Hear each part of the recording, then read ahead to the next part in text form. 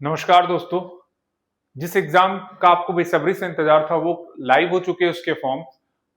हम लोग बात करेंगे एएलपी की, आरआरबी एएलपी की असिस्टेंट लोको पायलट की वैकेंसी। यहाँ पे इनके फॉर्म लाइव हो चुके हैं 15 मई से और ये 14 जून तक इसके फॉर्म लाइव रहेंगे। तो आज हम लोग अपने कंप्लीट इस नोटिफिकेशन वीडियोस में हम लोग जानेंगे कि आपको एएलपी के फॉर्म में क्या क्या सावधानियां रखनी है और किस तरह से आपको अपने फॉर्म कंप्लीट करके चलने हैं। तो चलिए स्टार्ट करते हैं। आज हमारा जो आज का टॉपिक है, इंडियन रेलवे रिक्रूटमेंट बोर्ड ने आपका डिटेल सेंट्रलाइज एम्प्लॉयमेंट नोटिफिकेशन, आपका नंबर क्या है इसका 01/2026 आपका यहाँ पे जारी कर दिया। इस मैप के थ्रू आप समझ सकते हैं किस किस बोर्ड के अकॉर्डिंग, किस किस जोन के अकॉर्डिंग आपका वैकेंसी जारी की गई है। तो recruitment of assistant loco pilot याद रख के चलिएगा। ये आपका नोटिफिकेशन है कंप्लीट, जिसको आप देख सकते हैं। मैं डिस्क्रिप्शन में इसको ऐड कर दूंगा। सो मेन चीजों को मैं हाईलाइट करते चलूंगा, जिससे क्या होगा आपको इजी देखने मिलेगा। सबसे पहले बात करते हैं, ये जो फॉर्म है ये कब से स्टार्ट हुआ है। तो याद रख के चलिएगा, ये फॉर्म आपका 15 मई से स्टार्ट हो चुके हैं फॉर्म आपका।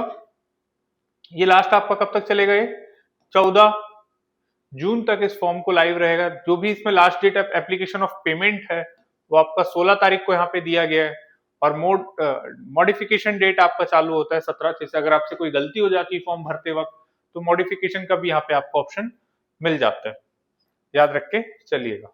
आगे हम लोग देखते हैं, ये आपकी पूरी वैकेंसीज में बताया गया है कि कौन से लेवल का जॉब है। लेवल 2 की जॉब है ये आपकी। लेवल 2 की जॉब आपको यहाँ पे देखने मिलती है। लेवल 2 की जॉब है ये असिस्टेंट लोको पायलट की। इनिशियल पे ग्रेड 20,000 के आसपास होता है, लेकिन वैसे कट स्टार्टिंग में आपको 40 के आसपास मिल जाती है, क्योंकि उसमें बहुत सारी चीजें ऐड होती है।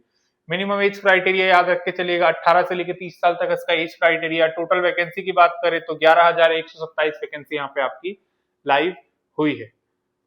इसके आगे हम लोग आगे चल के देखते हैं कि कैसे आपको भरना है।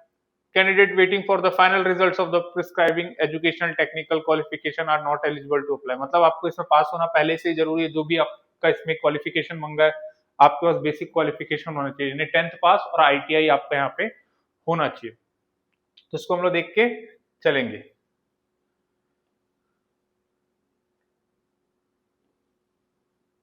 हाँ, याद रख के चलिएगा, जो आपने 2024-25 में आपने जो अकाउंट बनाया था वहां पे,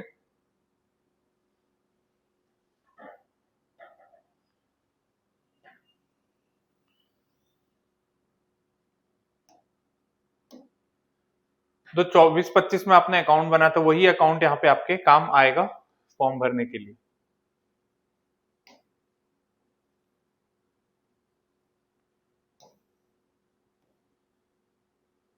डिटेल नोटिफिकेशन के ये देख सकते हैं आप पूरा जनरल इंस्ट्रक्शंस वगैरह रहेगा। जो काम का चीज है मैं आपको यहाँ पे दिखाते चलता हूँ। ये है आपका क्वालिफिकेशन की बात की गई है आपकी। आपको यहाँ पे 10th पास होना है कम से कम। Certification equivalent exam only for the one then applicant यहाँ पे आपको देखने मिलेगा। एंड जो भी है CBT 1 CBT 2 वगैरह वगैरह सारा चीज यहाँ पे आपको देखने मिल जाएगा। आपको फ्री ट्रैवल फैसिलिटीज मिलती है। जो STSC OBC STSC के कैंडिडेट होते हैं उनको फ्री ट्रैवल वैकेंसी मिलती थी, पहले भी ये मिलती थी। ये देख के आप पूरा चल सकते हैं। विजन वगैरह याद रखिएगा, आपको 6x6 विजन होना चाहिए। एलपी के लिए आपका विजन बहुत इंपॉर्टेंट होता है, क्योंकि लास्ट में जब आपका मेडिकल टेस्ट होगा तो कलर ब्लाइंडनेस वगैरह नहीं होनी चाहिए। ठीक है, ये सारा चीजें पहले से अपना फाइंड आउट एक बार मेडिकल चेकअप करवा सकते हैं। सिटीजन ऑफ इंडियन सिटीजन होने चाहिए। ठीक है, यहाँ STSC कैंडिडेट को 5 साल का रिलैक्सेशन मिल जाता है, याद रख के चलिएगा। STSC को 5 साल के लिए, OBC को 3 साल के यहाँ पर रिलैक्सेशन मिल जाएगा। यानी कोई SC ST का स्टूडेंट है तो 30 के बाद 5 साल, वो 35 साल तक का बंदा होकर भी एग्जाम फॉर्म भर सकता है। और ओबीसी में वही 33 साल तक का आपको एग्जाम क्राइटेरिया यहाँ पे देखने मिलेगा।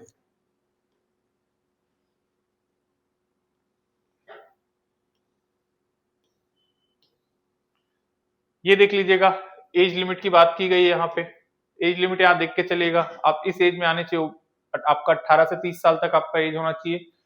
हर कैटेगरी के अकॉर्डिंग यहाँ पे आपका दिया गया है, इतना याद रख के चलिए। एजुकेशन क्वालिफिकेशन की बात करेंगे तो हम लोग क्या मिलेगा।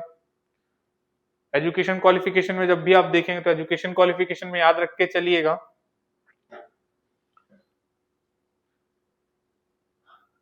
आप कम से कम 10th यहाँ पे पास होनी चाहिए आपका लिखा, और कोई भी टेक्निकल क्वालिफिकेशन आपके पास होना चाहिए जो इस सेगमेंट में आपको बता रहा हूँ। फॉर्म भरने के लिए आपको मिनिमम 500 जनरल कैंडिडेट को चाहिए, इसमें से 400 रुपए आपका रिफंड हो जाता है। साथ ही साथ अदर एसटी एससी ओबीसी को 250 देना है, इनका पूरा 250 रुपए एग्जाम के बाद, प्रीलिम्स के बाद आप अपेयर करेंगे तो उसके बाद ये पैसा आपको वापस हो जाता है।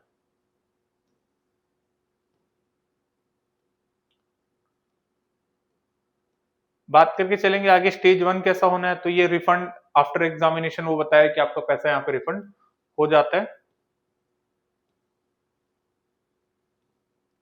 और देखते हैं हम लोग आगे इस क्वालिफिकेशन में ईडब्ल्यूएस वगैरह की बात की गई है यहाँ पे।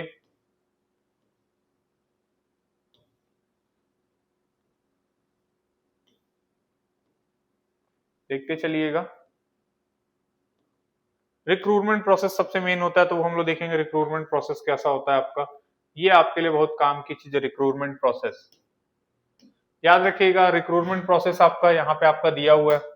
इसमें आप देखेंगे पहला स्टेज आपका सीबीटी 1 होगा, सेकंड स्टेज होगा आपका सीबीटी 2, थर्ड आपका होगा सीएबीटी कंप्यूटर बेस्ड एप्टीट्यूड टेस्ट, जिसमें आपको साइकोमेट्रिक टेस्ट के नाम से भी जाना जाता है, और लास्ट फोर्थ आपका होगा डॉक्यूमेंट वेरिफिकेशन, फिर आपका होगा यहाँ पे मेडिकल एग्जाम। यानी टोटल 5 स्टेप फॉलो किए गए इस एग्जाम के कंप्लीट सिलेक्शन के लिए। याद रख के चलिएगा। आगे चलते हम लोग। First stage of the CBT ये आपका कॉमन स्क्रीनिंग टेस्ट रहेगा, ठीक है। जिसके बाद फर्स्ट स्टेज ऑफ सीबीटी में देख लीजिएगा 1 घंटे का पेपर है टोटल, ये 1 आवर ड्यूरेशन, 75 क्वेश्चंस रहेंगे, 75 मार्क्स के, 1/3 नेगेटिव मार्किंग भी आपको यहाँ पे देखने मिलता है। तो इसमें आपका सबसे पहला जो टॉपिक आता है वो रहेगा आपका मैथ्स। ये देख लीजिए टॉपिक सबसे पहले आपको यहाँ पे देखने मिलेगा मैथ्स। मैथ्स के सारे टॉपिक आपको सीबीटी 1 के लिए, मेंटल एबिलिटी रीजनिंग के लिए आपको ये सारे टॉपिक्स पढ़ के जाने हैं। और जनरल साइंस, इसमें क्या आएगा आपका general science syllabus under the shall be physics chemistry and life science on the 10th standard level, ये आपको यहाँ पे पूछा जाएगा। फिर सेकंड स्टेज में आपका क्या होगा सीबीटी भी, ये भी देख के चलते हैं हम थोड़ा सा। सेकंड स्टेज का सीबीटी देख के चलिएगा। इसमें 2 पार्ट में बाइफरगेट किया गया इसको सीबीटी 2 को। पहले में आपका होगा जनरल टेस्ट, देख लीजिए 90 मिनट्स का होगा, और सेकंड आपका होगा आपके ट्रेड का टेस्ट, मतलब जैसे आपने इलेक्ट्रिकल लिया, मैकेनिकल लिया, उसके अकॉर्डिंग ट्रेड का टेस्ट यहाँ पे आपको देखने मिल जाएगा।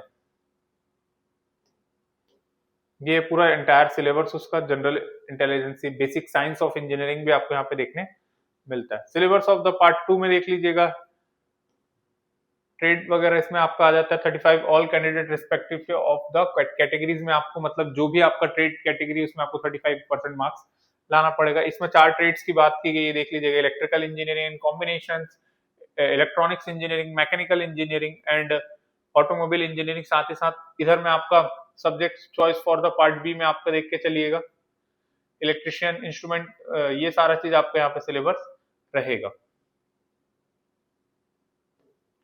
फिर लास्ट में आपका इसमें थर्ड फेज पे आपका सीबीटी होगा कंप्यूटर बेस्ड एप्टीट्यूड टेस्ट। इसमें 5 सेगमेंट रहते हैं, ईच बैटरी को आपको यहाँ पे पास करके चलना होगा।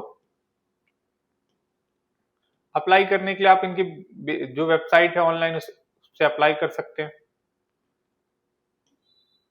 इसमें और तो और कुछ ज्यादा है नहीं, बस आप इतना याद रख के चलिएगा अपना सेंट्रल कास्ट सर्टिफिकेट, जिनका भी सेंटर हो उनको सेंट्रल कास्ट सर्टिफिकेट, इसी नोटिफिकेशन में आखिरी में सेंट्रल कास्ट सर्टिफिकेट दिए, जैसे एसटी एससी ओबीसी, तो उसके अकॉर्डिंग परफॉर्मा में आपको सारे सर्टिफिकेट्स अपलोड करने होंगे, और आप इसके बेसिक्स फॉर्म को यहाँ पे जाके भर सकते हैं। याद रखिएगा फॉर्म का डेट लास्ट आपका 14 जून है, तो उसको पहले फॉर्म अपना कंप्लीट करके रेडी रख लीजिएगा।